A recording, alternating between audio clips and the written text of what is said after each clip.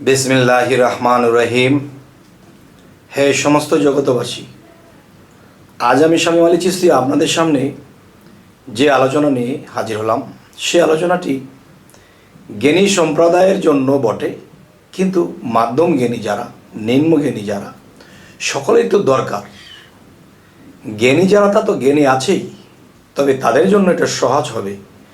তবে জ্ঞানীর ভাগে যদি আমরা যাই, একটি জ্ঞান হলো মহা আধ্যাত্মিক, আরেকটা হলো সামাজিক, আরেকটা হলো টেকনিক, যে পৃথিবীতে কত কিছু আবিষ্কার করে। আরেকটা জ্ঞানী হলো আল্লাহর সাথে সম্পর্ক করতে গেলে তার কি জ্ঞানের প্রয়োজন, প্রেমের প্রয়োজন। জ্ঞানের অনেকগুলো ভাগ আছে, তবে আধ্যাত্মিক বা আত্মজগতের জ্ঞান এটি শ্রেষ্ঠ জ্ঞান। এর চেয়ে বেশি বড় জ্ঞান পৃথিবীতে নেই।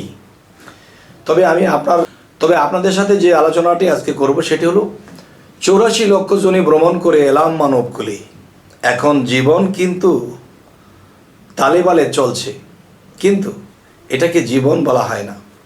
পশুর জীবনের সাথে মানুষের জীবনের সাথে কোনো পার্থক্য থাকে না যদি আমাদের আত্মজ্ঞান না থাকে। এবং মৃত্যু হওয়া জন্ম নেওয়া, মৃত্যু হওয়া জন্ম নেওয়া, এটার চিন্তা চেতনা যাদের মধ্যে নেই, আত্মজ্ঞানের জন্মান্তরের জ্ঞান যাদের নেই, তারা মানুষ আর পশুর সমানই।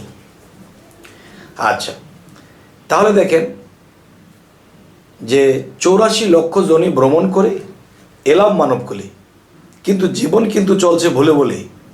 তবে কবে পারবো আর উঠতে কুলে? তবে আমি আপনাদের সামনে যে কথাগুলো তুলতেছি ধরে, এগুলো অবশ্যই খেয়াল করবেন। কথাগুলো হলো, দেখুন যে আমাদের হাদিস শরীফে বলা হয়েছে, মানুষ মরবে জীবিত হবে, মরবে জীবিত হবে, দোজখে নিক্ষেপ করবে, মরবে জীবিত হবে। এই যে কিছু কথা বলা হয়েছে, এই কথাগুলোর আগা পাছা কিছু নেই। মরবে জীবিত হবে, মরবে জীবিত হবে, এটা কেমন কথা? তাহলে এটার সিস্টেমটা সনাতন ধর্ম করেছে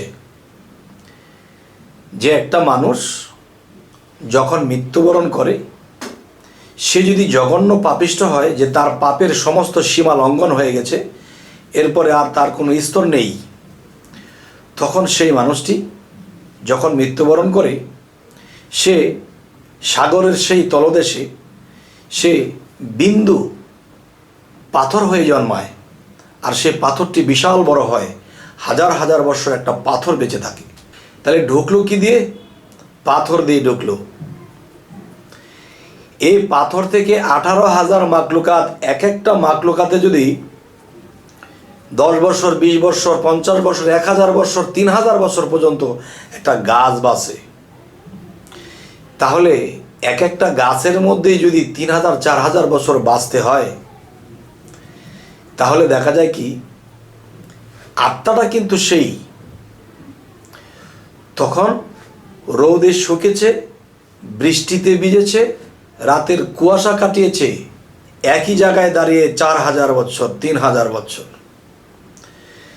তাহলে এই যে জেলখানার মধ্যে দাঁড়িয়ে আছে, কোন পাপের কারণে? মানব জনম পেয়েও আমরা বুঝলাম না, চিনলাম না, জানলাম না, আর জেনেও অন্যদিকে এড়িয়ে গিয়েছি। তাই বলা হয়েছে 84 লক্ষ বার জন্ম মৃত্যুর পরে গিয়ে মানব কুলে যাবে। আর যখন মানব কুলে যাবে, তখন কি হবে? গাছকে কি মানুষের মতো দেখা যায়? কুমিরকে, মাছকে কি মানুষের মতো দেখা যায়? না, মানুষের মতো দেখা যায় 3 থেকে 4টা প্রাণী আছে। আচ্ছা, সমস্ত প্রাণী জগৎ 18,000 মাকলুকাত বাইতে বাইতে বাইতে বাইতে জীবিত হইতে হইতে মরতে মরতে হাজার হাজার বছর বেঁচে থাকতে থাকতে থাকতে থাকতে শেষে শিবপাঞ্জির আকার ধারণ করে। শিবপাঞ্জি কিন্তু মানুষের আকারে এসে যায়। শিবপাঞ্জি, গেরিলা এবং বানর, এরপরে বন মানুষ। শিবপাঞ্জি, গেরিলা, বানর, এরপরে বন মানুষ। এই 5 নম্বরে গিয়ে সমাজে কোনো মানুষের ঘরে, কোনো মায়ের ঘরে এই আত্মাটা জন্ম নেয়। কিন্তু সে জ্বলতে জ্বলতে পড়তে পড়তে 84 লক্ষ বার জন্ম মৃত্যুর পরে সে জন্ম নিয়েছে।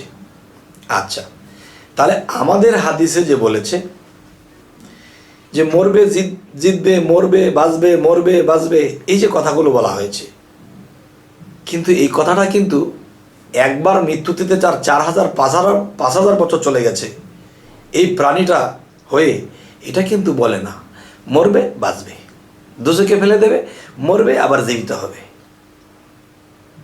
হে, ছোটবেলা থেকে ব্যাক করলে হাদিস শুনতে শুনতে যখন ধরেছে মাথায়, আর বলেছিল আমার পিতায় যে দেখো বিষয়টা ওটা নয়, বিষয়টা এটা। কত জ্বালা যন্ত্রণা, এক প্রাণী আরেক প্রাণীকে ছিঁড়ে খাচ্ছে। সে এক প্রাণীকে খেয়ে বাঁচলো, আর যাকে খাইলো সে মরলো। আবার সে যখন বেঁচে ছিল অন্য কাউকে খেয়েছে, আবার সে যখন মরলো তো আরেকজন বাঁচলো। মানুষেই মানুষ কিন্তু পশুতেই পশু খেয়ে বেঁচে থাকে, কিন্তু মানুষও কিন্তু পশু খেয়ে বেঁচে থাকে। তবে পশু কিন্তু মানুষ খেয়ে বাঁচত। যদি জংলায় কোনো মানুষ যায় তো বাঘে ছিঁড়ে বেড়ে খায়, তো বোঝা গেল কি এক প্রাণী আরেক প্রাণীর খায়। তো আজকের বিষয়টি হলো কি, যে এতগুলো প্রাণী বাইতে বাইতে বাইতে বাইতে তখন কোটি কোটি বৎসর চলে গেছে।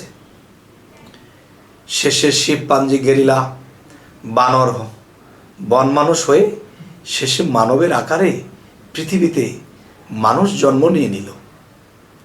এই জিনিসগুলো যদি কেউ চিন্তা করে, সে কি জীবনে কখনো পাপ করবে? হায় হায় রে, একটা মানুষ জন্ম 40 45 50 বৎসর, এটাই তো শেষ হয় না। তাহলে সেই রাতের অন্ধকারে কুয়াশার মধ্যে ভিজেছিল, বৃষ্টিতে ভিজেছিল, সেই রোদের আলোতে শুকেছিল, একই জায়গায় দাঁড়িয়ে 4000 বৎসর কাটিয়ে দিয়েছে।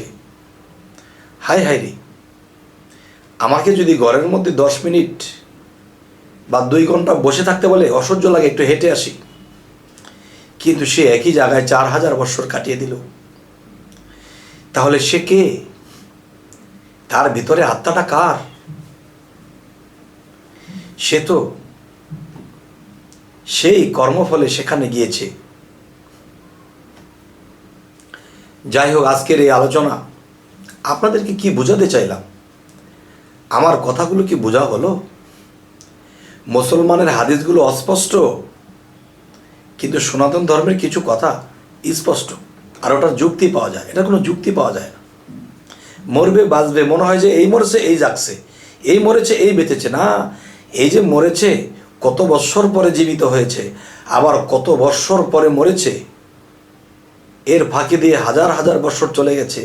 এই কথা বলেন মরবে বাঁচবে, আর ভাল লাগে না এগুলো শুনতে। তবে যারা এই হাদিসগুলো লিখেছে, এরা টেকনিক খাটিয়ে লিখেছে, যে সাপও মারলো না, লাঠিও ভাঙলো না, যেরকমটা সেরকমই রয়েছে। যখন সাপ দিন দিন বড় হয়ে গেছে, তখন সেই সাপের সবল তাদেরকেই দেবে। যাই হোক, এ সমস্ত জগতবাসী, আজকের এই আলোচনা আপনাদের সামনে কেন করলাম?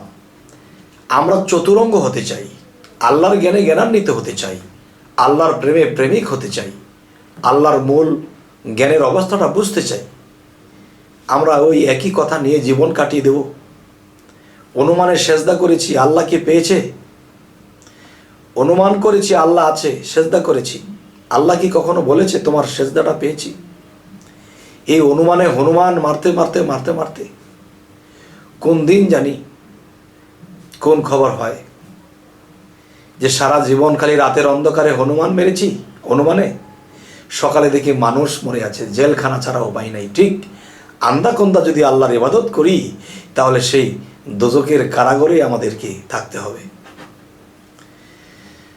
তো আমাদের এই চ্যানেলের আলোচনা যদি আপনাদের ভালো লাগে, তো অবশ্যই সাবস্ক্রাইব করে নেবেন, পরবর্তীতে যেন ভালো আলোচনা নিয়ে আসতে পারি। তো সকলেই ভালো থাকবেন। আল্লাহ হাফিজ।